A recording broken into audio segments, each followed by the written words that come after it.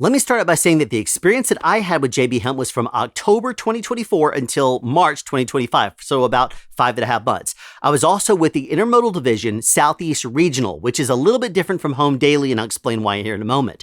The experiences that I had with JB Hunt are not necessarily representing those of the masses. My experiences were my own, and you can talk to many people out there that had nothing but great experiences with JB Hunt. Almost every single person that I talked to over there loved it. Me, I had my own frustrations, and I'll go over the good, the bad, and things as I saw it within this video. Now, let me start off by talking about the differences between Southeast Regional and the Home Daily. Southeast Regional, for example, is you are out for 5 days and then home for 2. You're expected to work your about 70 hours. And another thing is, once you shut down for the day, they would like you to work as many of the 14 hours as you can per day. And then when you shut down, they don't want you to take more than 10 hours off, which worked great for me, but many people like to start up at the same time every day. So if you started up, let's say at 5 a.m. every day, and you would shut down at maybe 5 p.m., you're not going to be you're not going to be really allowed to start back up at 5 p.m. the next day, because that would be 12 hours off. They would want you to work until maybe 7 p.m. if you want to start up again at 5. So be aware that JB Hunt wants you to only shut down for 10 hours, which to me worked great. I love this because I don't like being out away from my house and my family and that kind of stuff for longer than I really have to be. So when I start up, which I started up originally at midnight on Sunday, and I would work until Thursday morning. So I was Sunday, Monday, Tuesday, Wednesday, Thursday, and by Thursday morning, I was going home, usually. But then after a while, I backed up my schedule to 10 p.m. on Saturday, and I'll explain why here in a moment. But another thing about the Southeast Regional is you are driving a sleeper, because obviously this is your assigned truck. You're going to be living out of it, so you are going to be assigned a sleeper.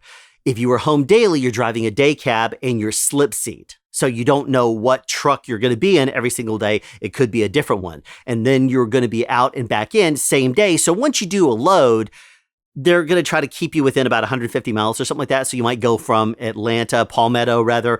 You might go up to like Lawrence, South Carolina and then back, or maybe to Augusta and back. You're probably not going to be sent all the way out to Savannah and back, but maybe as far as Dublin or maybe Tifton and back. You're not going to be sent out nearly as far as you would be if you were Southeast Regional, because the risk of being shut down due to traffic or due to bad weather or something like that, you wouldn't get home, and then you can't exactly sleep very well in a slip seat day cab. So they don't let you go out too far. They want to make sure that you're going to get back every single day. Now you may say, it's going to limit your pay. It does. But here's the thing. If you are driving slip seat Home Daily, you are paid your hub miles. So the miles basically that you drive. If you are Southeast Regional, you're paid Rand McNally miles, which I personally found on an average basis, I was shortchanged between about 150 and about 225 hours on a given week. I always reset my trip odometer every single day, and I had the weekly, which you could set you could reset the trip odometer and then reset the leg. So every single day I would take a picture of the leg that I drove for that day, and then I would look at the total amount of miles I drove in the week and reset that after I took a picture of that too. And I would compare that to the miles that I was paid. Now, part of the difference in this is that the GPS system is complete garbage. They will tell you in training, don't rely on this GPS. It's just for, reference purposes, but they don't want you to actually use it. They would rather you not use it at all, and basically to trip plan the entire trip out in advance, which is fine. I always did anyway. I'm also very familiar with the Southeast Regional area, mainly because I drove for Walmart with Martin, and that was in much of the same kind of area. There were some areas that I couldn't go necessarily out nearly as far with the Walmart because they were based on the east side of Atlanta, and Southeast Regional with JB Hunt was located in the southwest. So the reach was a little bit farther out. But the main thing here that I want to drive home is that the GPS system, it's not reliable. They also don't update it like they do at other companies. Some other companies really take pride in keeping their GPS system completely updated. The JB Hunt system, if you allowed it to route you and you didn't check your routes, sometimes it would route you onto non-truck roads. Sometimes it would route you in a way that would be 45 minutes to an hour longer as a drive, because it would drive you through back roads and just to save like a mile. There was one time I remember it routed me to save about half a mile on the commute. It routed me an additional like 50 minutes. And I was like, I'm not going to do that. I'm going to stick to my guns on this. And what I usually would do is I would run Waze at the same time. Now, I know Waze is not for truckers. However, if I was going from one big city to another big city and it was going to be 250, 300 miles, something like that, I would use that for the big trip planning aspect of what I was doing. I would use it for following the main highways. I could tell pretty quickly if it was going to route me onto like a small road, because I would look at my trip and I would compare the two trips before I'd even leave. And if Waze looked like it was taking me on some really random road, then I would look at where the actual company GPS was routing me, and then I'd figure out where I wanted to go otherwise. So I would actually carry with me a Rand McNally Atlas to look at and trip plan whenever I wanted to. It was always with me. 2024 version of it, even though I was driving in 2024 and 2025, it still worked great for me. Now, this is another thing about the GPS that you need to really know about. It is going to completely drive you crazy with constantly talking to you. It's unless you turn things all the way off, it's going to make certain changes. It's going to update your trip route. It's going to suddenly tell you 2 hours in advance before something happens, like your 30-minute break. It's going to give you a 30-minute warning or a 2-hour warning. Then it's going to give you an hour warning, then a 30-minute warning. And it's going to do the same thing on your 11-hour and your 14. It's also going to tell you, it's going to talk to you quite a bit.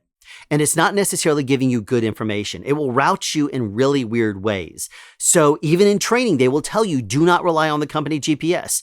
Trip plan for yourself. And in your monthly modules, they'll tell you the GPS is just for reference. Don't actually rely on it. And you really don't want to, because it is, in my opinion, not updated and it's pretty much garbage. Now, here's another thing I'm gonna mention. In my opinion, JB Hunt is not set up properly if you like to work overnight and drive overnight. Some people may have a difference of opinion, but from my experience, I did not really like driving for JB Hunt because at night, it was a nightmare.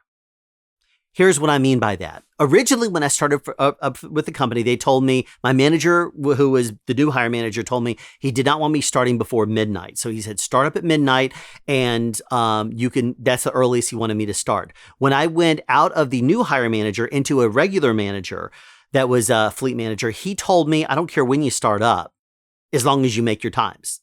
And I was like, okay, cool. So that was not a problem. I backed it up to 10 p.m. And the reason why is because if I started up at midnight on Sunday, then I would almost always, if I was sent to Fairburn first, they were going to be in the middle of their lunch. They always take a hard hour lunch from about 11:30 p.m. until 12:30 a.m. And they would start to disappear a few minutes before, and they wouldn't come back until like 15 minutes after. And the reason why is because they have to clock out. So they would always leave the yard, go to wherever they're clocking out, eat their lunch, and then come back, clock back in, and then go back to the yard. And so if I started up at midnight, one of two things was going to almost always happen. Number one is because I was starting up from JB Hunt and Palmetto, there are two different ways out of there if you were in a truck. You could either turn and go over the railroad tracks and then get onto the main highway right there, not the interstate, but a highway, or you could jump over the railroad tracks and go down towards the Fairburn rail yard. And almost every single time that if I started up at midnight, one of two things was going to happen. Either I was going to run into a train, or I was going to get to the rail yard and have a container that wasn't sitting properly on the chassis, and I was going to have to get it adjusted, and I had to wait for the people that were the jockeys to come back onto the yard and make the adjustment for me. Now, once the jockeys arrived, they would have to realize that you were there looking for the side lift, which is how they would have to make the adjustment. You're not going to go to the main cranes to get into to get your container adjusted. You'd have to go to the side lift. So basically, it was a big, huge crane type thing that would come up there and it would lift up. It would screw into the top of your container, lift it up, and then make adjustments and then put it back down. But the jockeys would come back to the yard first, and then after that, you would end up having the people that would come in for the side lift later. So sometimes it wasn't until 1:15, sometimes almost 1:30 before those people would realize that you're there waiting for them, and then they would come by and make your adjustment. So what I personally liked doing was leaving closer to 10 p.m. So when I could leave at 10 p.m., the advantage to this was I might hit a train going through, blocking me from leaving the Palmetto yard to go to one of the rail yards. But if I got to the rail yard and needed to make an adjustment, almost always there was going to be someone there to make the adjustment, and they were in the zone. They were ready, they were set up, they were working the side lift, and you didn't have to wait for them to come back to lunch. So for me, it eliminated that need. However, the biggest problem that I ran into, and the reason why I say they're not set up, in my opinion, properly for overnight driving, is that the Palmetto office shut down during certain times. The fleet managers would be all over the place during the day. There would be like 20 of them working, a whole bunch of them working. And so if you called, you were always going to get somebody to pick up pretty quickly, and you were going to be able to maybe even talk to your own manager fairly quickly. But at night, if they answered the phone, it would sometimes take them a while. Sometimes it would take them 15 minutes before you'd have to sometimes hang up and call back, hang up and call back, hang up and call back, and then they'd finally answer. And then if you tried sending them a message to the tablet, they wouldn't answer that necessarily very quickly. Sometimes they would respond back in a couple minutes, but most of the time it would be 20 minutes or so. And so by then I'd already hit the road, because I'm not going to sit there and wait. I'm not going to send a message and then sit there and wait for them to reply when they're not answering the calls, because I would sometimes send a message, then I would call them at the same time and they would not answer. So I'm like, I'm just going to go ahead and hit the road and see if I can get them on the phone while I drive. Now, some of the people that you talk to overnight would not talk to you. They were like, I'm not going to talk to you if you're driving. That's against company policy. The thing is, though, it was against the company policy, as I understood it, when the cameras were not facing the driver. And that is another thing that you need to know about JB Hunt, is they do have driver-facing cameras and they use them. When the company did not have driver-facing cameras, they could not verify that you were not distracted. So they did not want you on the phone at all. They did not want you to make phone calls while you were moving. So they would always tell you, pull over to the side of the road if you're going to give us a call. If not, use your OBC, which is onboard computer. Now, if I happen to get somebody on the phone and they were like, "Oh, I'm not allowed to talk to you while you're driving. You need to call us back when you get to a safe place." And I'm like, "All right, hold on a second. Let me just pull over right now and I'll stop." And they're like, "No, just hang up and call us back when you get to a safe place." And I'm literally pulling over and I would come to a stop and they're like, "Yeah, well, you need to," and I'm like coming to a stop, and sometimes they would be like, "Okay, well, call us back once you get to a safe place." I'm like, I pulled over. "Well, when you get to one," I'm like, "I am stopped now. Listen, I have stopped now." And they're like, "I can't talk to you while you're driving. Call us back later, click." And I'm like, I was talking to them for a split second. Then I pulled over and stopped and they wouldn't listen. But anyway, so there might be one or two fleet managers working overnight in Southeast Regional, but they wouldn't necessarily answer the phones. And if they did, they weren't necessarily going to be able to help you because for whatever reason, they just didn't want to. During the day, almost always I was able to find someone that would. At night, though, it was hit or miss. Sometimes they would help you, sometimes they wouldn't. Now, you may say, in what circumstances? Well, if it was me trying to, for example, get a particular number, like sometimes you get to a particular company, there was a Best Buy in Charlotte that almost every time I was sent there, they needed to have this one number that I think was like a 116 number or something like that. It started with a 116. Whatever the number happened to be, it was almost never, whatever that number was, in the app. It would say reference numbers. It would give me a list of a whole bunch of different numbers, and none of those were the number that they needed. So I would call the office or send a message to the OBC. And finally, when I got somebody, they'd say, "Oh, okay, we'll email Best Buy. Call us back in half an hour." I'd call them back in half an hour, and they'd say, "Yeah, I still haven't heard back from them. Call us back in another half an hour." Okay. So I'd call back in another half an hour. "Yeah, we're still waiting to hear back from them. So maybe call in an hour." So in the meantime, because I did not have the ability, because the person who I was talking to would send an email into the abyss, but they were not able to give me the information because their contact over at Best Buy was closed at night.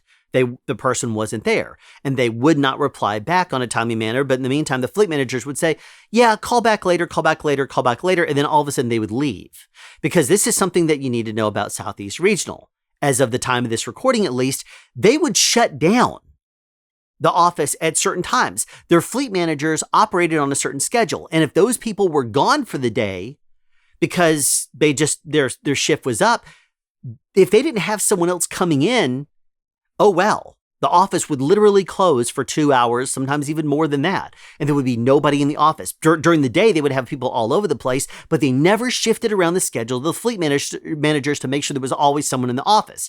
Now, originally, when I first started, you could call up the different offices. I could call up Lithia Springs, which had a lot of home daily people out of there, and they could handle some of my issues. But after a while, they told us to call this one number, and it used our phone to route us to our local office. And I couldn't get back to Lithia Springs. If I tried calling their number directly, it wouldn't allow me to actually do it. It would route me to Palmetto, or it would not work. That phone number wouldn't work after a while at all. So I was like stuck with being routed to Palmetto. And if there was nobody in the office that was able to help me, then I was unable to be helped. And I was just sitting there at a customer, blowing my clock away, just waiting for no reason. And it drove me crazy sitting there waiting, because almost always when this happened, they would end up saying, okay, drop, after waiting for like 2 or 3 hours.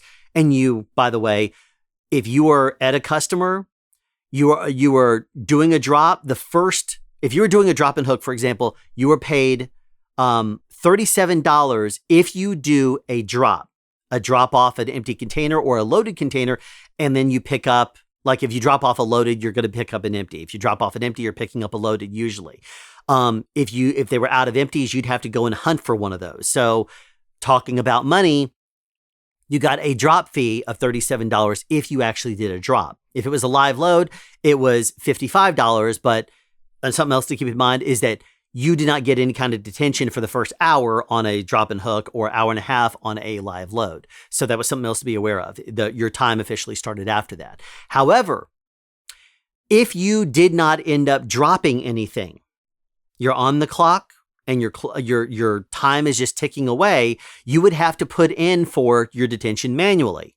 And it wasn't always approved for the duration that you were there for. Like if I was delayed there for 2.5 hours, I might be paid, 2 hours and 15 minutes. I might be paid for 2 hours. I might be paid for an hour and 45 minutes. It just kind of depended on the situation. And almost always they would say, okay, well, we can't get a hold of the Best Buy contact over there, so go ahead and drop it at an nearby drop yard.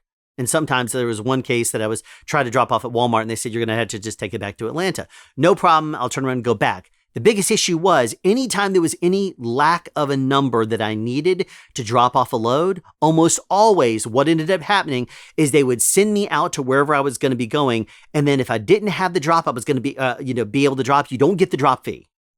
So they'll tell you, oh, it doesn't matter. You're going to be paid $20 an hour for detention. $20 an hour is nothing. You're going to be making more than that if you're driving on the interstate down the road. And you don't even get your drop fee because it's not a stop fee. It's a drop fee. So only if you actually drop off a container or pick up a container are you going to be able to do this. And they always wanted you to take an empty when you're picking up a loaded. And if you were taking a loaded there, they would expect you to leave with an empty. And if you couldn't get an empty there, they wanted you to go and find one. And they would give you the information, but as to where there could be some empties located, but they weren't always accurate.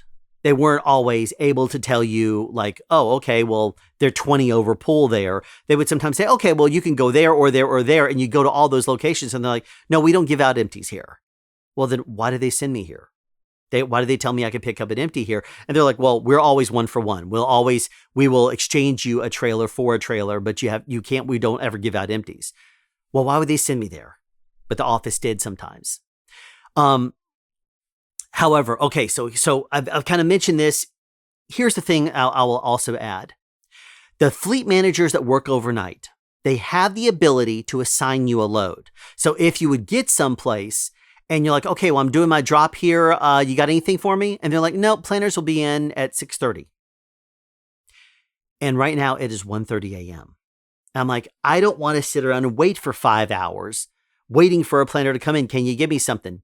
I'm not a planner. I can't do that. You hang up and you call right back and someone does answer and you say, hey, your planners don't come in until 6:30. Can you give me something else? Sure, let me see what I can do. And they'll look it up and they'll say, okay, well, where do you want to go? How about, if I'm in Atlanta, I might say, how about Orangeville, South Carolina? Sure, give me that load. And then it's like, it's going to take me like 5 hours to get out there. No problem. But some people wouldn't give them to you. They would not help you. They would not assign you something when the planners weren't coming in. And there were sometimes the planners would leave at like 10 p.m. and weren't coming in until 6:30 a.m. And you couldn't get anyone to assign you a load. And that would drive me crazy because I don't want to sit there all night. And they would tell you, well, okay, we'll just, grab something to eat, maybe play a video game, watch a movie or something like that. And the planners will come in and they'll take care of you. I'm like, that works for you because you're on an hourly basis. It doesn't work for me because when the wheels aren't turning, I'm not earning. So that doesn't do me any good. I need to hit the road. I can't just sit here all night and blow my clock. What I want to do is stay moving. So when I'm away from my house and I'm living out of this truck, I want to stay moving. Only when I am at work, I am and making money, does it really work for me? It doesn't. If I can't, then I want to just go home. But being that they're telling me, well, I'm still on my shift, anytime during my regular hours, I could be expected to be given a load. Well, fine, give me a load then. Can't necessarily give you a load because the planners aren't in right now. Okay. When are planners coming in? It just kind of depended on the person. Sometimes if I happen to get someone and the system routed me to someone who was home in the home daily division, they would say, yeah, I can't assign you something. I'm not allowed.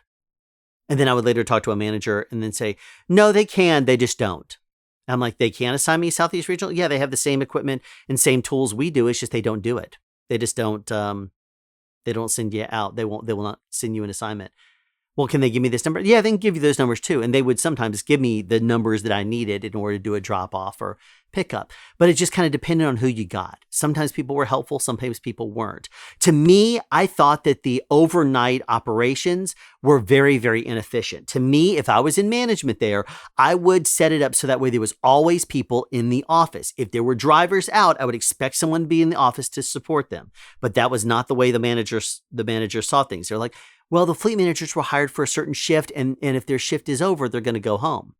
Okay, well, part of management is that you can shift schedules around. So if you had a certain number of people that were covering these overnight positions for a couple of hours that are no longer being covered because those people left, you make shifts. You say, okay, I need someone to shift their schedule, and maybe instead of coming in at 10 a.m. and leaving at 9 p.m., I maybe need you to come in at 2 p.m. and stay until 4 a.m. because the next people are going to be coming in at 4 a.m. That's how you cover your schedule. That's how you always make sure you're there for your drivers. But they didn't do that. So to me, it was like, it kind of drove me crazy. The whole drop pay versus stop pay thing really was irritating to me as well, because I was doing my part. I was always showing up. I was trying to drop off a load. And if there was some restriction preventing me from being able to drop off the load, I wasn't paid a drop fee or a stop fee. A drop fee in this case. It was always one of those, okay, we'll drop it in a drop yard and then go find an empty. Great. If you are home daily, it's after the second driveway you go to. So if you go to one customer and they don't have an empty, you go to a second customer. If they don't have an empty, now you're being paid $20 an hour as long as you document it and you send it in your manual. You can submit manually as an activity through the Drive app, and you could actually put in for the amount of time it took you to find an empty. If you're Southeast Regional, it's the third driveway. So you have to go to 3 places. And in some places, it was very difficult for you to find some place that would actually have an empty. Some places in Savannah, for example, where it would take you like almost an hour to go from one place to another, depending on the traffic. And one of the things I started finding myself doing is I knew where our customers were. And because I would get very, very irritated by going to a customer and them saying, no, we can't give you an empty or something like that. If I was told, yeah, go here. And then this other location is 18 miles away. And if they don't have an empty, go to this other location that's 20 miles away. And if it was rush hour time, I was gonna, you know what I'm gonna do? I'm gonna first go to these, because nearby you start to learn the locations. I would go to 3 locations that were very close to me, and I'd go from one to the other real quickly and say, do you have an empty? No. Do you have an empty? No, I can't assign you that unless you drop off something. Okay, great. And then the next one. So in 10 or 15 minutes, I would have gone to my 3 driveways. Just make note of those. And then from there, I would go to wherever it was going to be. That way, at least I'm being on the clock for my finding an empty. It drove me crazy that I was not being paid and compensated for doing work. That's something that I just do not like doing, is not being compensated for work. Even though it's only $20 an hour, it's still my time. And so it's $20 an hour. Also, if you're waiting for a customer and it doesn't end up working out, you don't end up getting to drop off a container or a load. Also, another thing to note is that if you're waiting on an assignment, if you're waiting on the planners to assign you something, you're not on the clock. There is no putting in for that waiting. They just don't do it. So even if I were to drop off a load and I'm like, all right, I've dropped off a load and I'm waiting for an assignment, they would say, all right, go ahead and put in your loaded call or your unloaded call as needed, as you see fit. And once we see that, we'll assign you something. They don't want you to wait until you get another assignment, because after an hour on a drop and hook, you would be paid detention. So they would say, go ahead and put in for that. Then we'll send you something. Well, I'm waiting for you to send me something. No, we're not going to send you something until you put in your loaded call.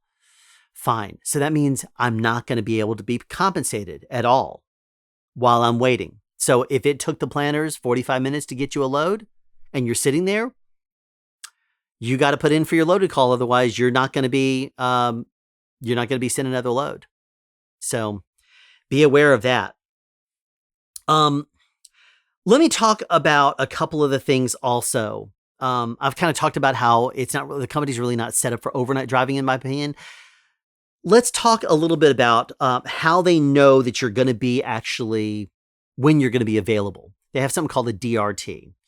Driver ready time. And that is the time you put in that will tell the planners when you are available for another load.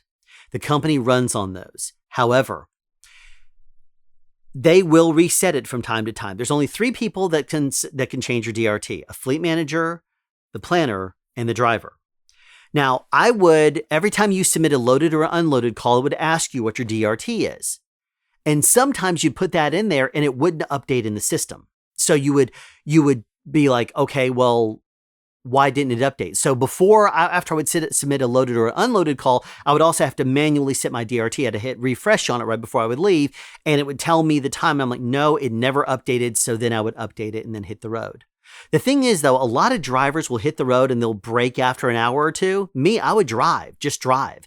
So if it was 5 hours away from someplace in South Carolina, like Dillon, South Carolina, dropping off at the Harbor Freight over there, or going from Atlanta to Harbor Freight, it would take me 5 hours to get there. And I would just jump in the truck and drive. I wouldn't stop unless I really needed to. And the problem that I ran into is that the planners will reset your DRT sometime because they want a driver to actually update it to give them an idea of the accurate time that you're going to be looking for a load. The problem is I was very good about my DRTs. I always put them in correctly. And then sometimes I would be driving for 30 minutes. I would have to fuel up and I would check my DRT. And I'm like, why did they reset it? You could always tell it was reset because it would be set to 22:22. So it would be set to 10:22 p.m. Anytime they would reset it, they would just reset it to 22:22. And I'm like, why did you reset it? I just got through hitting the road and I updated it. So then I would update my DRT. And then sometimes 4 hours later, it'd be reset again. Why would they do this? Because then if it's reset, they're wanting me to update it, but I'm not necessarily looking at it. I'm just driving. So if I'm hitting the road for 5 hours, you'd sometimes have to pull off and check your DRT because they would sometimes reset it. And if they reset it, they're not sending you an assignment until you update it yourself. I stayed on top of my DRT, but they would just reset it and blow it out, and then I'd have to update it. And it drove me crazy how they would do this. And they would just update it all the time whenever they wanted to. And then tell me, well, you didn't set a DRT. No, I did set a DRT. Someone reset it. And I knew who it was. They knew who it was too. It's just I'm not calling out the planners. And they would say, oh, okay, well, just reset it now and we'll get you a load. That was annoying to me. It was really, really annoying how I was staying on top of things, but I wasn't able to get loads to keep me moving. Sometimes, remember how I was also saying how the company really isn't set up great for overnight drivers because sometimes they would leave the office and stuff. What I was always doing is if they would give me one load, I would say, go ahead and pre-assign me something else if I knew I was going to be getting that load dropped off or picked up at the time that I knew that there wasn't going to be someone in the office and no planners were going to be available. That way they would at least assign me something to keep me moving. And I would say, please assign me something. Go ahead and assign me something. Go ahead and assign me something. I'll be there at this time. Sometimes they would, sometimes they wouldn't. If they didn't, it drove me crazy because I'm waiting on a load. So anyway, there's that. Here's the thing though about the DRTs. They tell you to tell them when you're available for a load. So if I got to a location, I only had like 2 hours left on my clock, they would usually tell me, go ahead and find a safe haven and shut down for the day. The thing is, though, I drove overnight. So if I was finishing at, let's say, 8 a.m., and they would say, go ahead and it could take you a couple of hours to find a parking spot. No, it won't. If you go ahead and tell me right now what my next assignment's going to be, no one's going to be, I'm going to easily find a parking spot in a truck stop at 8 a.m. It's not going to be an issue. It's not like 8 p.m. when everything's taken. So I would show up there and say, give me a load. And they would say, go ahead and shut down. So if I couldn't get them to pre-assign me, sometimes they would. Sometimes they would say, go ahead and pick up there. Sometimes it just kind of depended on the planner. Sometimes the planner would say, go ahead and pick up there. And sometimes they would say, shut down. And then after you're 10, start back up and then do this. The thing is, though, every time you shut down early, it backs up your schedule. So I would try to work every day as much of my 14 hours as I could. I'd shut down for 10 hours. I'd be watching the clock, and the second it would hit 10 hours and reset, I would start up again. Sometimes if they shut me down early and I only had like 12 hours on the clock before I would shut down, then I'd shut down for 10. It would back up my schedule 10 for 2 hours. So if I started my clock at 10 p.m. on Sunday, I would expect to go until noon if I could. And then I would shut down and then start back up at 10 p.m. If I didn't, if they would say, okay, well, we don't really have another load for you at 10:30 p.m., I wouldn't start up again until 8:30 p.m. Does that make sense? So I would stop at 10:30 a.m. rather, and then I would start back up at 8:30 p.m. So my schedule would slowly drift backwards and backwards and backwards until I would finish my week at maybe 6 a.m. on Thursday. And the problem is when they put in DRTs, it's not based on your 70-hour work clock. It's based on the daily hours that you have available. So there were many times that I would finish my clock at 6 a.m. and I would say, well, I'm done at 6 a.m. I'm going home. And they would say, but wait a minute, we still have you for the rest of today, because they would still have me as going home on Thursday at 11:59 p.m.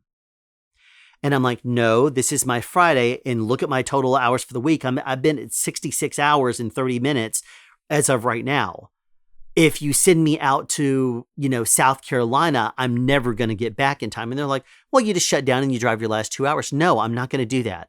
It is my weekend. After I've driven 5 days for you, I'm out for 5 days. I'm home for 2. After I've driven out 5 days, don't send me out and then expect me to shut down for 10 and drive my last 2 hours only to have a 34-hour reset. That doesn't work for me. And I would complain about that. And I would say, nope, I'm not doing that. Send me another assignment because this is my Friday. So usually what I would end up doing on my Friday when I would have, 5 or more hours, I would say, this is my Friday. What can I do within my clock? And I would let them know. I'd say, I have 5 hours left. Would you let the planners know, please? This is my Friday, and I'm looking for a load that will occupy me for the next 5 hours till my clock expires. Sometimes they would say, within 5 hours, go ahead and shut down. Sometimes they would say, okay, we'll give you something, and it might be a couple of local things. It just kind of depended. The big thing you have to be careful of is that if you drive overnight, if you are finishing up your day at, let's say, on Thursday morning at 7 a.m., that could put you back in rush hour traffic. So be aware. It could mess you up. So just, you ought to know how to manage your clock. But anyway, the DRTs were how the company would basically, you would tell them when you're available and when you wanted to load. The problem was Sometimes they would assign you a load because it's a force dispatch company. They would assign you a load that wasn't necessarily jiving with your DRT. They would say, well, it's got an appointment time of 5 a.m. Yes, but it's 75 miles away, and I just got through shutting down at 9 p.m. And no, I'm sorry. I would shut down at like 9 a.m. and then I would say, okay, well, I'll be ready to start up again at 7 p.m. Well, yeah, but you're assigned a load that's at 5 a.m. Well, why would you assign me a load at 5 a.m.? Because I've been starting up at 10 p.m. Well, just push your schedule back. And I'm like, no, I just got through sleeping for 7 hours. I wake up to see what my assigned load's going to be. And you're telling me, oh, just go back to sleep for another 10 hours. I can't do that. Or play a video game or whatever. I can't do that. If I'm well rested and I sleep for my 7 hours, I'm waking up and I'm ready to conquer the day. And if you tell me to delay 10 hours before I drive my 75 miles or whatever to go to this location for this live load, that messes me up in the circadian rhythm of my sleep schedule. And that totally screws me up and is going to make me tired because I'm not going to be able to get back to sleep. But their planners would sometimes plan you on that kind of a thing because if you were reliable and you made your appointment times on time, they would say, okay, well, we can rely on you to actually do one of these scheduled loads. So they would plan on you to make some of those if they could. I would usually complain about it though if it didn't make any sense, if it was like way too far. But sometimes it would say, this is what we have for you. I can't change this. And even if I tried to talk to a planner about that, they'd say, yeah, the planners, I'll talk to the planner. They'd come back and they'd say, yeah, the planner says this is what we need you to do. And there were a couple of times that I ended up having to push my schedule back hours in order to make a scheduled appointment time. And that would totally screw me up the rest of the week, in my opinion. And would totally push back my time and make me tired because I couldn't get back to sleep. I would delay. And then all of a sudden I was just like up for way too many hours. But that was the schedule I had to do. And so that would mess me up. But that was what you had to do because it's a force dispatch company and those are the DRTs. Sometimes they would work with you. If I was going through my fleet manager, I told my fleet manager, I can't do that. They would say, yeah, sure you can. And then they would say, well, the planner assigned this to you because you're the right person for the load. I'm like, how am I the right person for the load if it's 70 miles away and it's 10 hours or 5 hours or whatever it happened to be after my DRT? Well, just push your time back. You're the best person for that load. I'm like, why am I the best person for that load? Because you're in the area and you're going to be the best person to make that scheduled time. I'm like, I'm not the only person in this area. You could assign any other driver. And sometimes there were sometimes I would arrive back in Atlanta and they would assign me a load that was going out, but it was not going to be ready for like 3 or 4 hours. I'm like, why are you assigning me this load? Why don't you give me something that's already on wheels that I can take out now?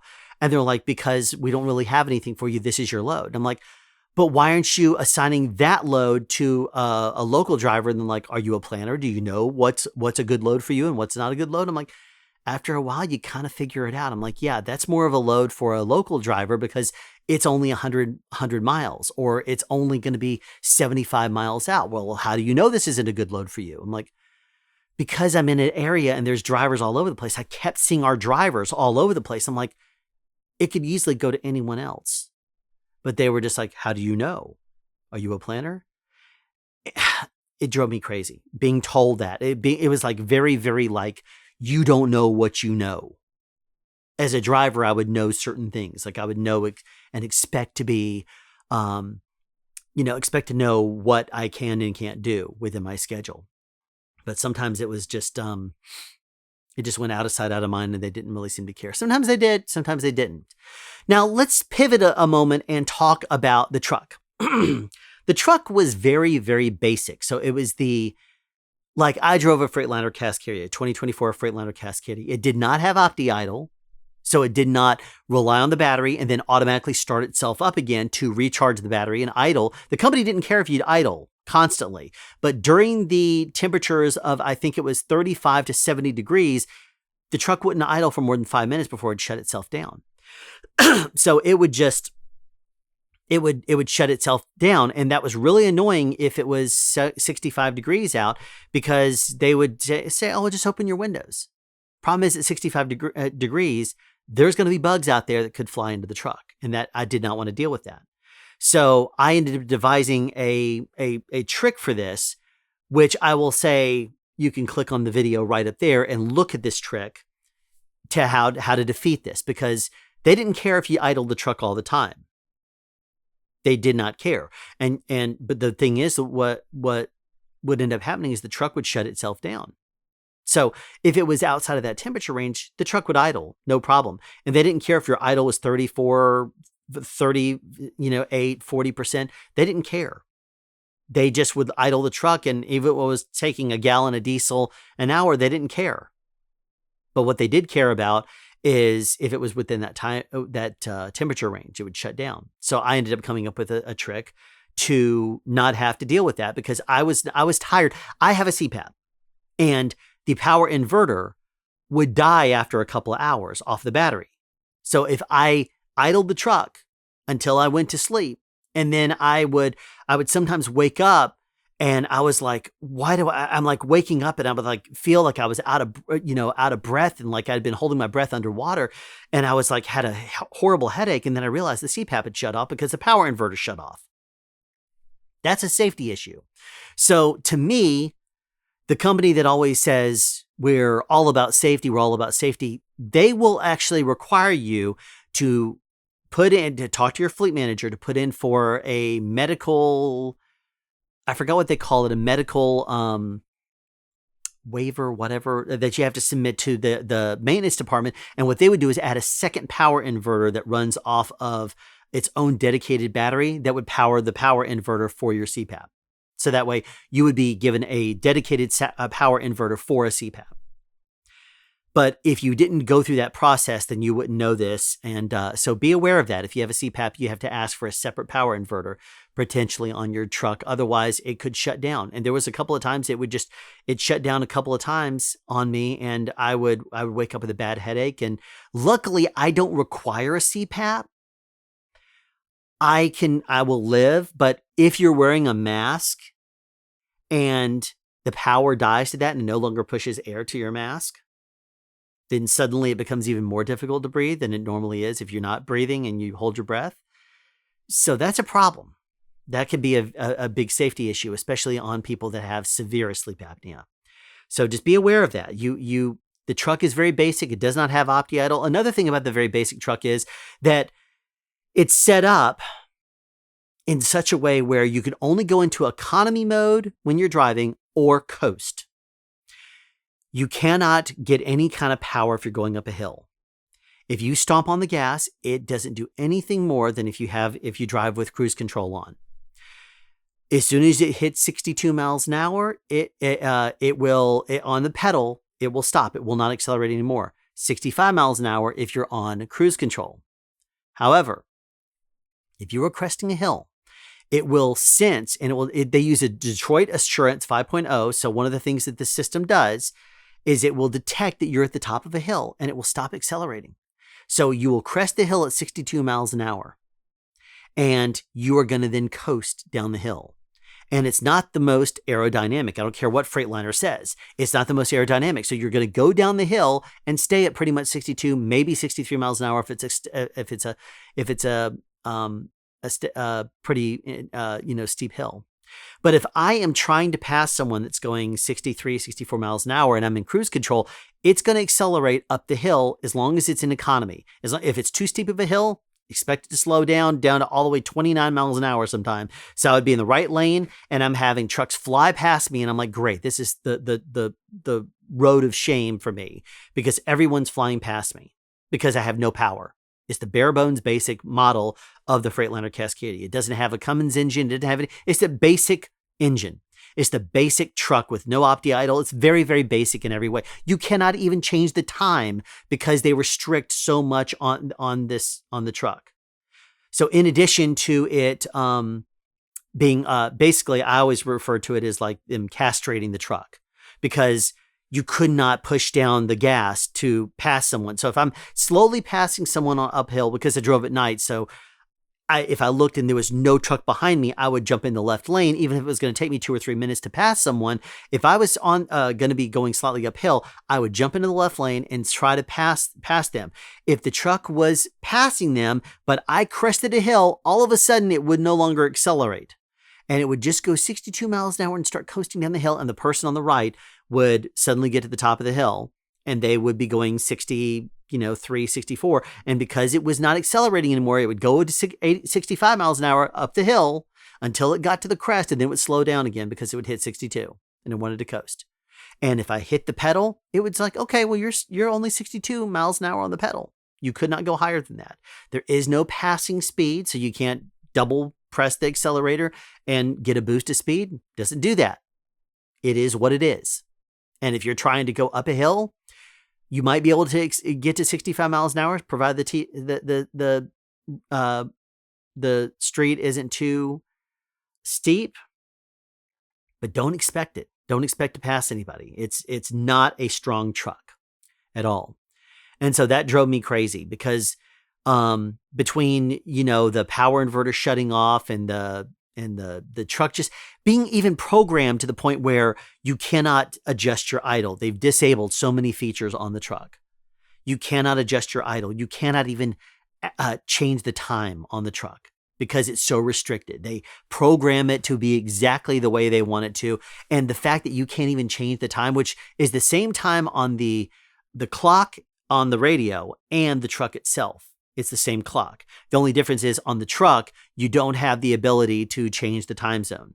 It says, do you want daylight saving time on or off? And then it says, it was like, one other thing on the time. But then if you adjust it on the clock on the radio, it would say, do you want to adjust your time zone as well? And I would say, okay. And if there was a possibility of me using the master disconnect and shutting it off and then starting up the truck on exactly an hour, I would try to dial in on the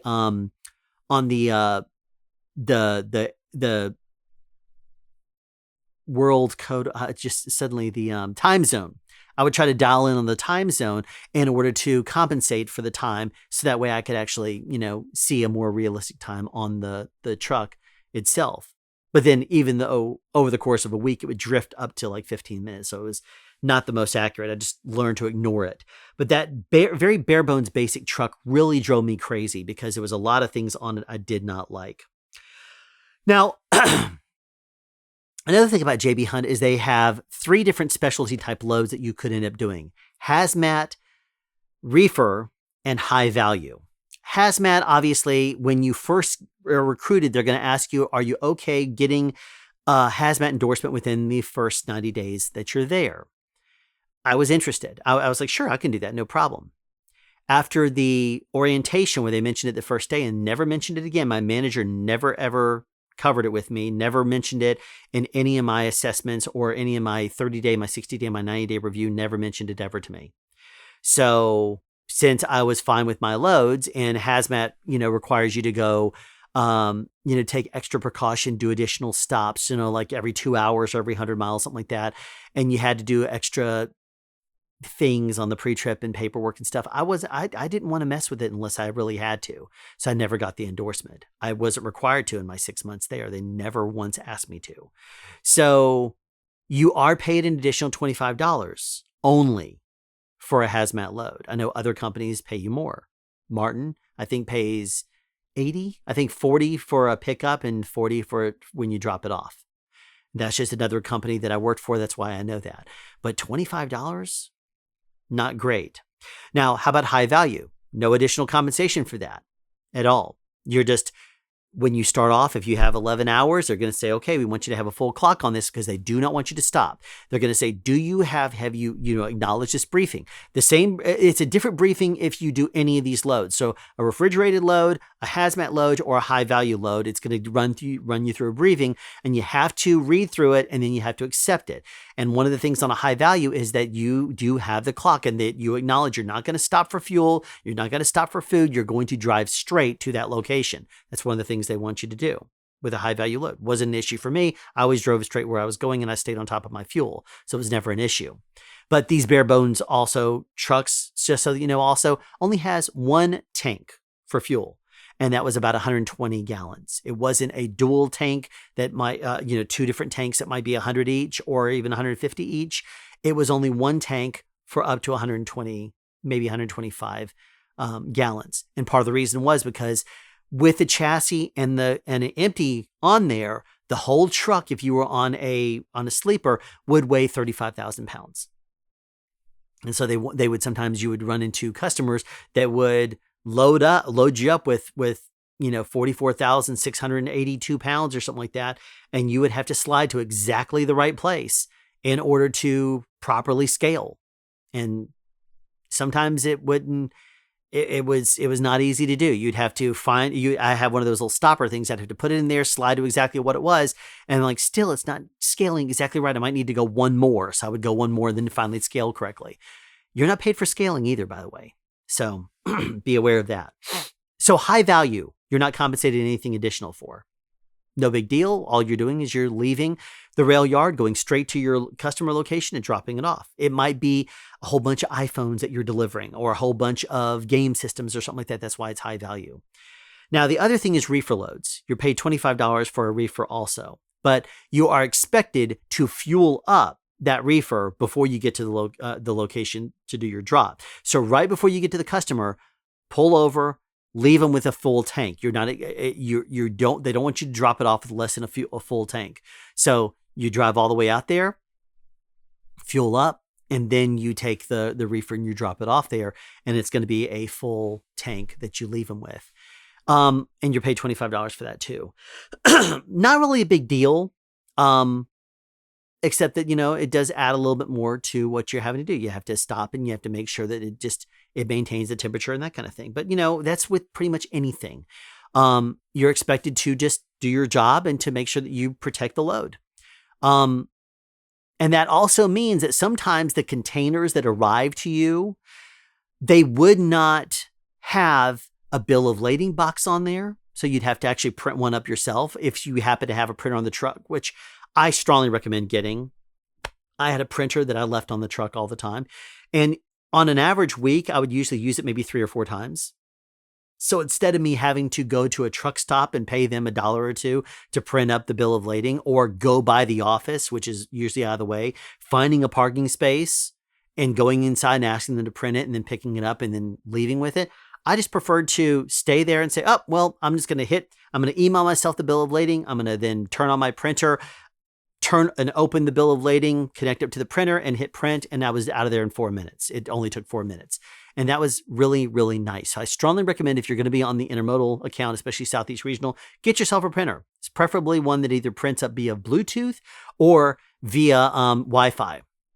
You can run Wi-Fi services from your phone, so that way you can actually connect up to the Wi-Fi on the printer itself and print directly to the printer. That's the kind of system I have. I have a black and white laser HP printer with Wi-Fi, and I just ran the HP print service on my phone. And so what I would do is I would email myself the bill of lading from the JB Hunt Drive app.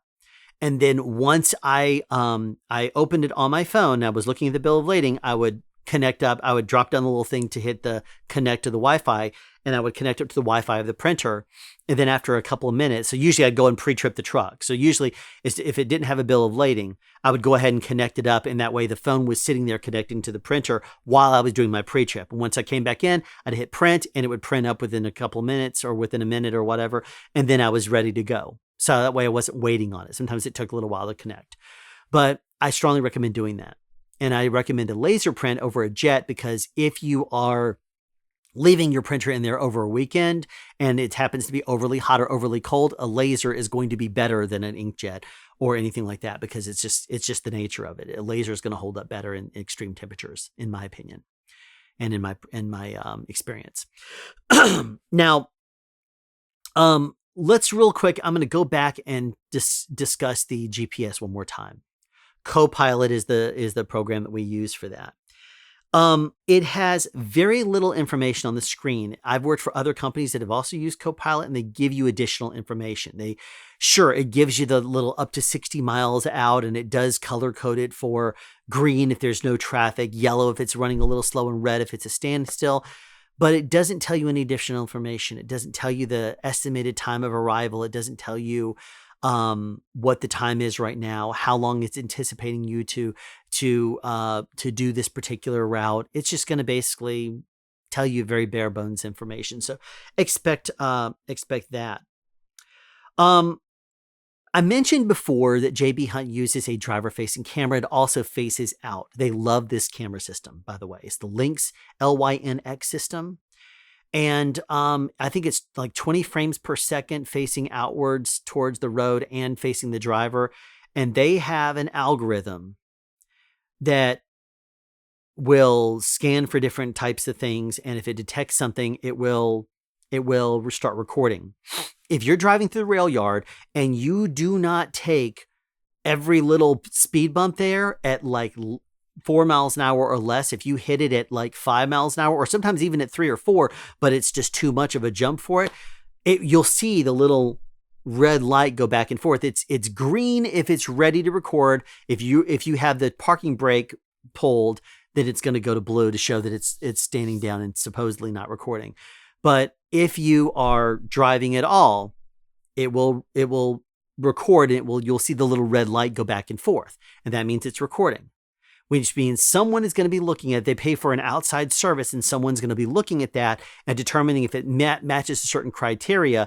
And if it does, they'll send it on to the fleet manager, your fleet manager, for them to look at it to determine if you broke a rule or if they need to coach you on something.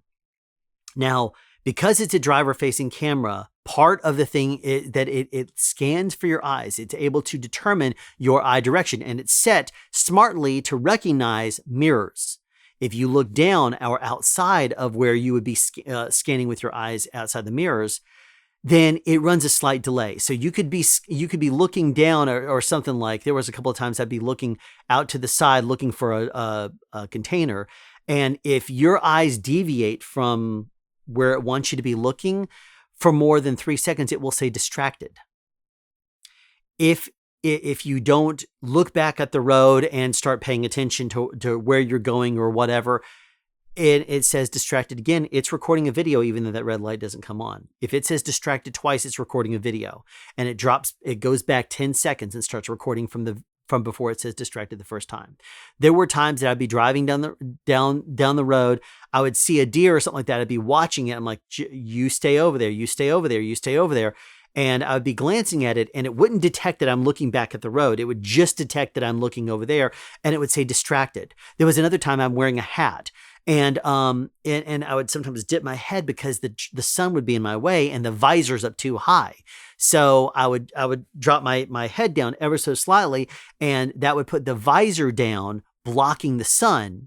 And when it would block the sun, it would say distracted because it wasn't able to get a bead on my eyes. If you're wearing sunglasses, it's fine. It just looks at your head direction then. So sometimes I would do this number and I would tilt my head down, because I'm still trying to not look directly into the sun, because remember, I drive at night, so the sun's coming up right in front of me.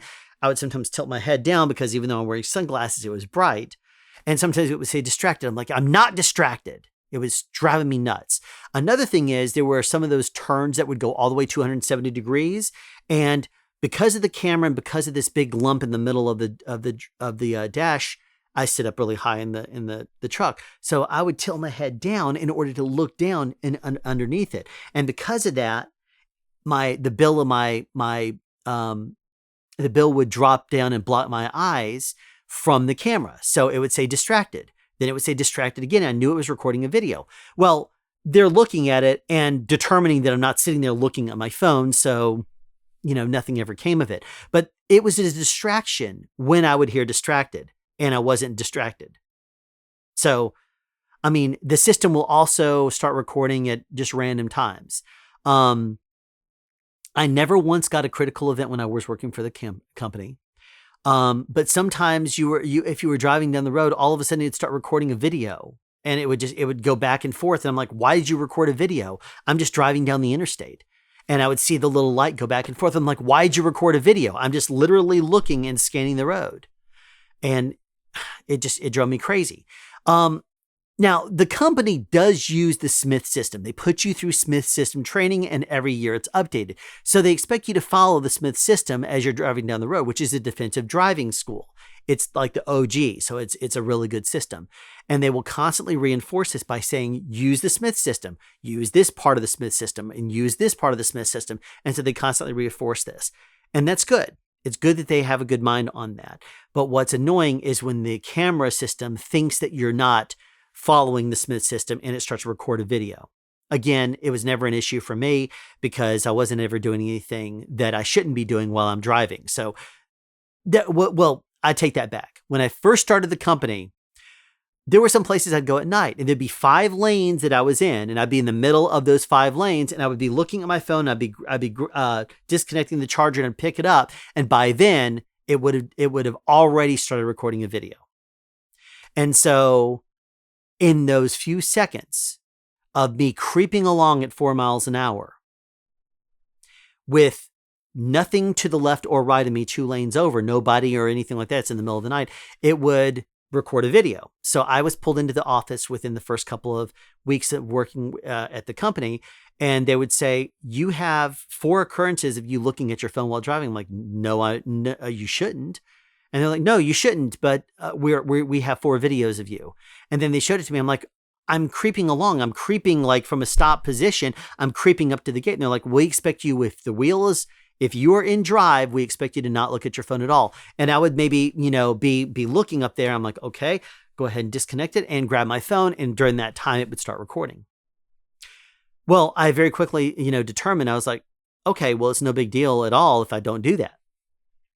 I mean, I didn't think that was going to be, just me grabbing a phone so that way I would have it, pick it up because I'm in a private lot. I was like, okay, well, I'm coming to a stop and the truck in front of me is at the thing and it's now time for me to creep forward. So I would say, okay, well, I might have been in the process of setting up a rail pickup. For example, I might be going into the app and doing this.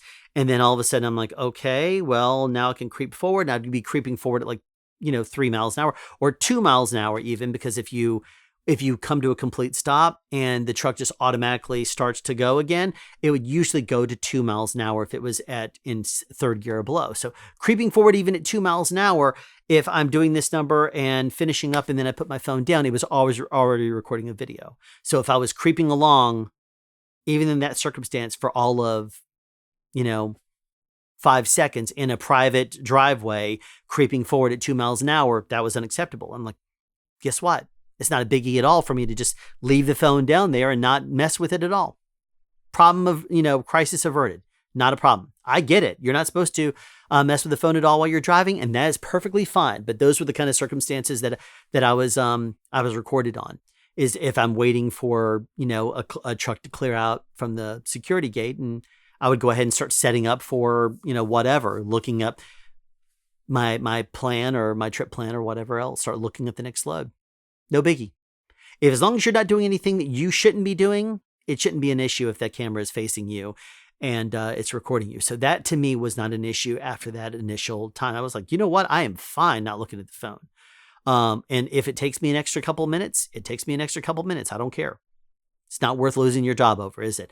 Nor is it worth you being unsafe, because there were some people that would be creeping along like that, not looking at the road, and they would turn the wheel and they would crash into something, and they would send us videos of this kind of thing happening. So I'm like, okay, I get it. I understand why.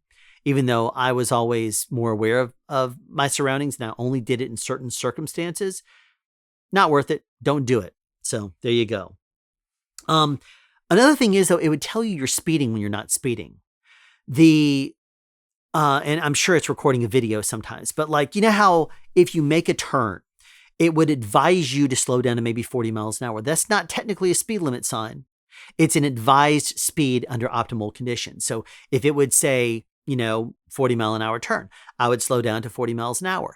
But if you slow down to 40 miles an hour and coming out of that turn, it is another quarter of a mile before you get to merge up with the interstate, it would tell me I'm speeding as I'm accelerating to merge into traffic. It would say speeding. I'm like, I'm not speeding. You have to merge. You have to get up to speed in order to properly and legally merge. If I'm going 40 miles an hour and then trying to merge it at 65 miles an hour, not only is that unsafe, but it's also not going to let anybody, nobody's going to want to let me in. So it's just the nature of people on the road. If you're driving too slow, they're not going to want you to merge. So you have to accelerate. But the thing would say speeding if you were not driving the speed that it would want you to. And also, it was because the GPS wasn't updated, it would constantly ding at you and make noises if it thought you were speeding, even though there would sometimes be road construction going on and it wouldn't necessarily be something that was actively affecting you. It would not be like, for example, in South Carolina, there was a whole bunch of road construction. Then they ended it and it went back to 65 miles an hour.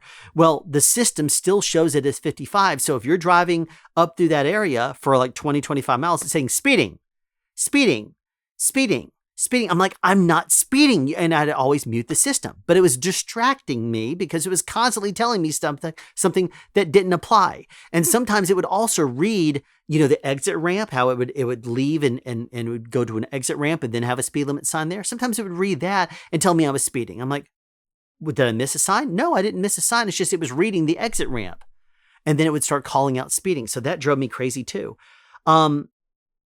If you were within 3 seconds of the car in front of you for, I think it's like 90 seconds or 60 seconds, something like that, then it would start recording a video. And it would, because you were following too closely, and you would see the little night rider light, the little red light go back and forth where you knew that you were being recorded for following too closely. The problem is in Atlanta, if you're driving in rush hour or in any city for that matter, sometimes cars will jump in front of you and then you can let them clear and move out. And then another one's going to jump in front of you. So you can keep on drifting back and more cars are going to jump in front of you. Well, sure, they're going to be recording a video and that is annoying, but they're not ever going to call you out unless you actually are following too closely. So if you're aggressively following too closely, then it'll be an issue. But to me, it's always a distraction whenever I'd see that little red light go back and forth. I got to the point where I would no longer actually look at it because when I first started driving at night, when you see a red light suddenly appear, your eyes snap to it and you're like, what is that? And then you realize what it's doing. And I would almost always be confused and I would either give it a confused look or I'd glare because I'm like, why are you recording me? But then I realized why, and I would intentionally ignore it because I would not want to. Whoever's looking at me doesn't need to have me know that I know it's recording. And if it's recording me, I don't need to look at it. So I would just continue to do what I'm doing and drive down the road safely. So don't necessarily pay attention to it. Because this is an intermodal account, I wish they would pay you for more intermodal activities. If you are picking up or dropping off at a rail yard, they do not pay you a drop fee, just so that you know. There are times that you would drop off a container in the TTR, and a TTR is either truck to rail or it's train to road. I think it's truck to rail, but it is only at the CSX location. It's a BNSF and CSX hybrid location in Fairburn, Georgia, and the TTR has like 520 parking spaces there that you could drop off and a crane would come by and pick up. Only that rail yard did you actually undo the 4 locks on the 4 corners of your container. If you either went to Austell or you went to the Atlanta rail yard, you would not actually undo the locks. They would do that for you. But the TTR, you'd almost always drop off when you would go back with a load. They would almost always tell you to drop off in the TTR. Sometimes they tell you to drop off in the yard, but it was usually the TTR. What always drove me crazy is that they wouldn't always have a container on wheels for you. So you would have to go and pick up an empty chassis and then go to the TTR and wait for the crane. You'd have to tell the app you'd have to wait. And sometimes the crane would take 3 hours, 4 hours to bring you your container. And you cannot jump the line up or get in the queue. And sometimes I would call CSX the second I would get in the parking spot and say, what position in the queue am I? You're in number 6 position. Okay, cool. And I was like, timing wise, what does that look like in minutes approximately? Oh, it could be 30, 45 minutes. Okay, cool. I call back in 45 minutes. Yeah, what's my position in the queue? You're in 5. I'm like, I went up 1 position in the queue in 45 minutes? Okay, well, thank you. And then I'd hang up. And an hour later, I would be like, it still hasn't dropped me the container. And I would call them back. And they're like, yeah, now you're 3rd. I'm like, what's going on? There were other times that I was like, there was one time I was 9th in the queue and 10 minutes later I had my container. I have no idea why. But that was to me mind blowing, but it worked out well. Now the CSX app is how you would have to basically set up for, you'd have to tell it you're bobtailing in or you're bringing a container in. And if it's loaded, you'd have to tell it the seal. You'd have to tell it your, different information. And then it would tell you when you get in there where you're supposed to go and to pick up your container or to drop it off. If there is a change after you get to a certain point in the app, sometimes the app would get confused and you would have to reset it. If you reset it, you'd have to bobtail back out. Then you'd have to bobtail back in. And sometimes, even if the app didn't get confused, sometimes it would forget what it was doing, and it would tell you have to update. It was like it can't find your container. It would say your container is not available, and you're like, you'd call up the CSX location. They're like, no, your container is actually located in lot E6 right now. Oh, okay, well, thanks. But the app was saying it wasn't available, even though it was. Or sometimes it would say your container is not available because it was still on a train. That was usually what it was. Sometimes they just wouldn't have record of it moving off of the train someplace. But I always hated to be told to pick up a chassis and to go into the TTR because it was almost always going to blow my clock for a couple of hours. And only after the first hour of a rail delay are you compensated $20 an hour for it. So that to me drove me crazy because most of the time when you go to a rail yard, you're there for less than an hour. So you're blowing your clock for no reason and you're not being compensated for it. So just be aware of that. The Atlanta and the Austell yards were a little bit different. They were laid out differently. There is no TTR, and the app is different. So it's not the Ship CSX app. It was called NS Express Plus.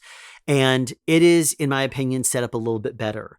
You would go into the app and you would say, you would set up your pickup or your drop off or whatever. But once you got into the yard, if you needed to change your load or whatever, you were reassigned, you could go in there and search for your container, and it would show you the GPS location that it was when it was disconnected by the jockey last.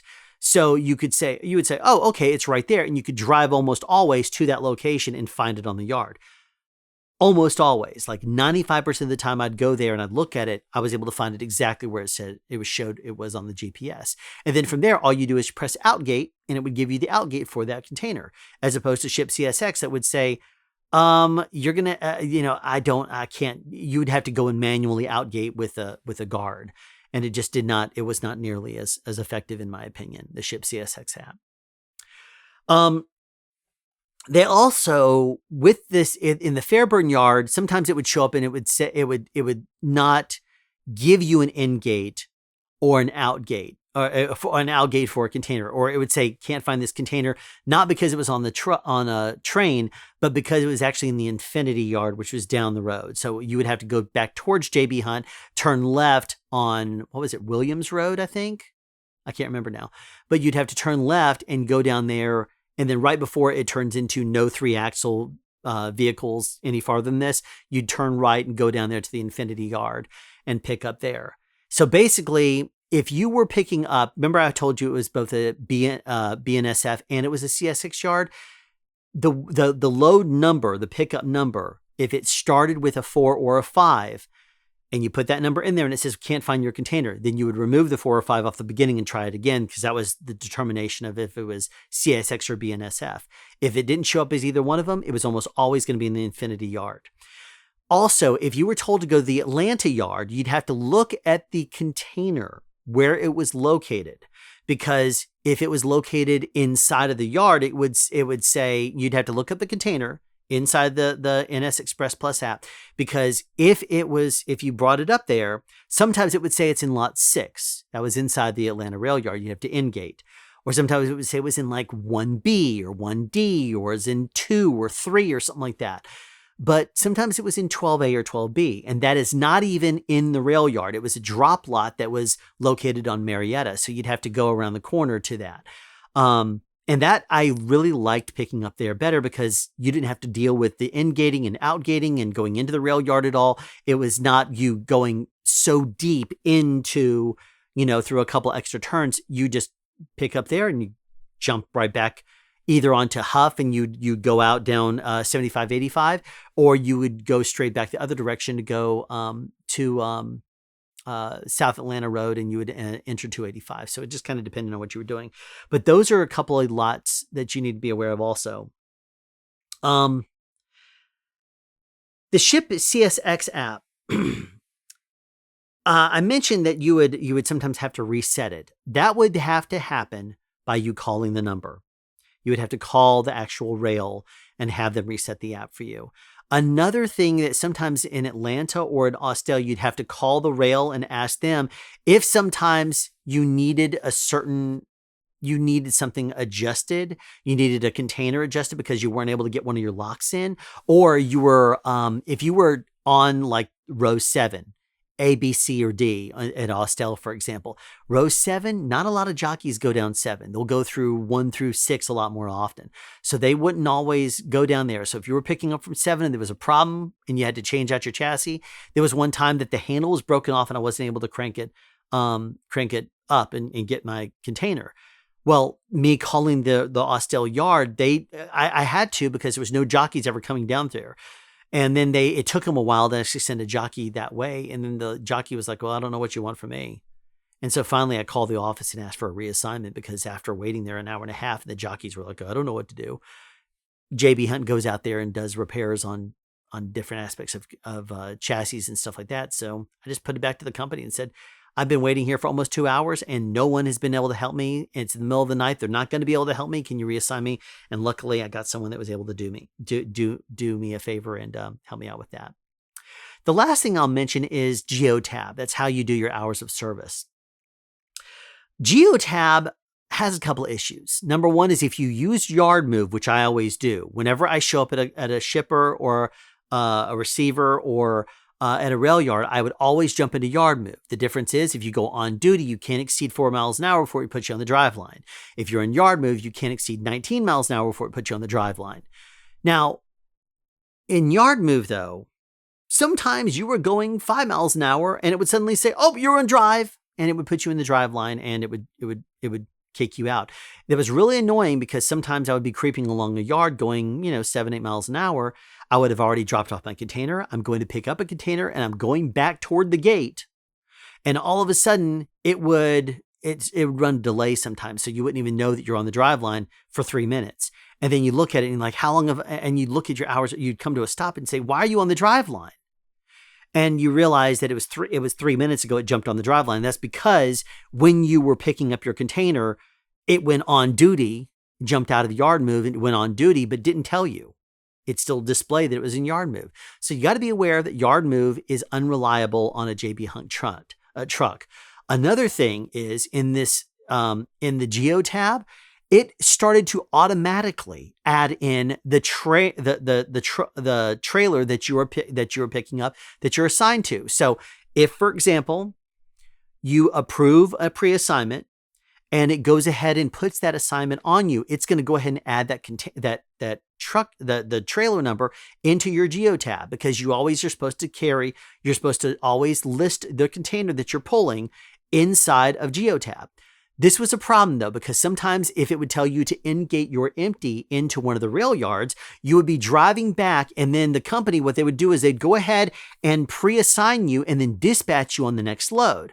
Well, what that did is it would remove the assigned trailer that was already on you that you're in-gating, and it would go ahead and put the next container on you. So your Geo tab would automatically have inside a container that you're not pulling. If you were ever pulled over and a DOT officer looked at this, your Geo tab could get you a citation because the company would automatically add it. So I would be sometimes carrying a container. So anytime, and the company did, and it did not even tell you this. It did not tell you, like Geo tab and the Drive app, none of these things would tell you if it was like, if the planners would reset your DRT. It wouldn't notify you, driver needs to update the DRT because your DRT has been reset. It would not tell you that you were, it would not make a sound to inform you that you were suddenly hitting the drive line.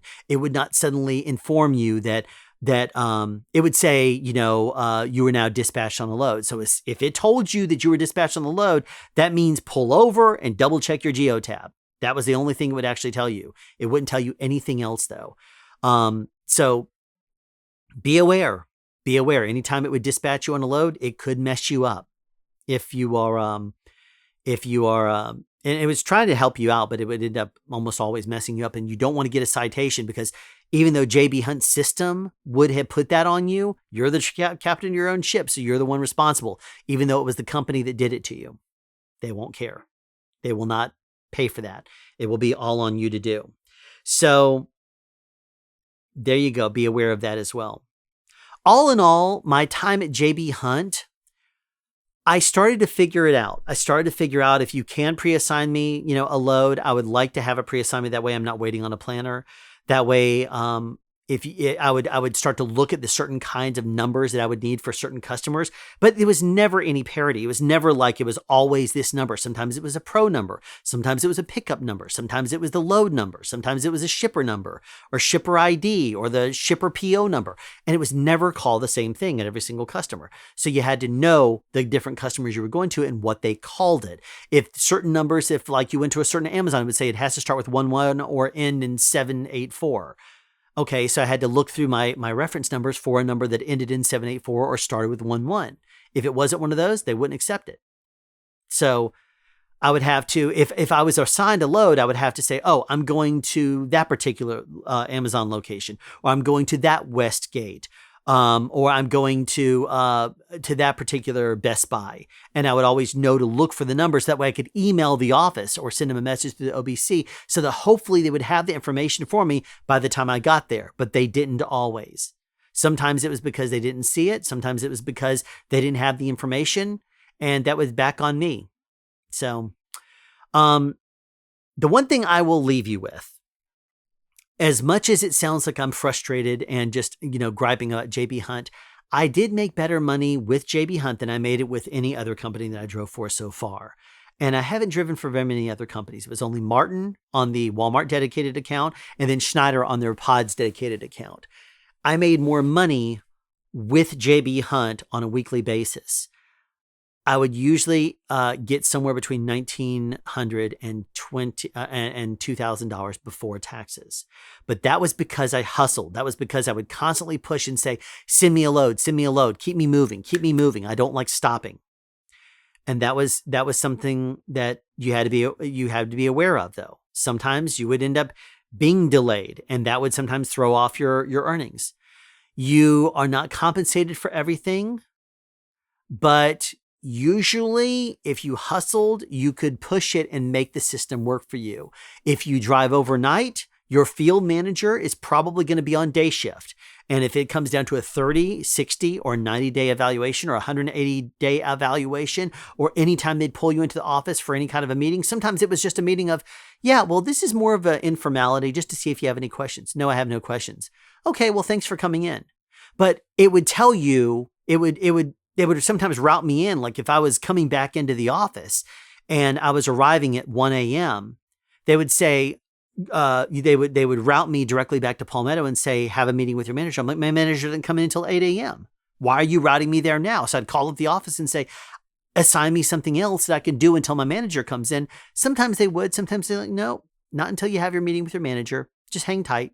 I'm like, great. So now I'm sitting here for 7 hours doing nothing until the manager comes in. So to me, that was another frustration I had. And then even then, sometimes I was called into the office just for the meeting with the manager. And they would say, yeah, this is more of an informality. Do you have any questions? No. Okay, well, thanks for coming in. Why couldn't you have done that either by phone and say, call me up when you have a moment, or do it via Zoom or Skype?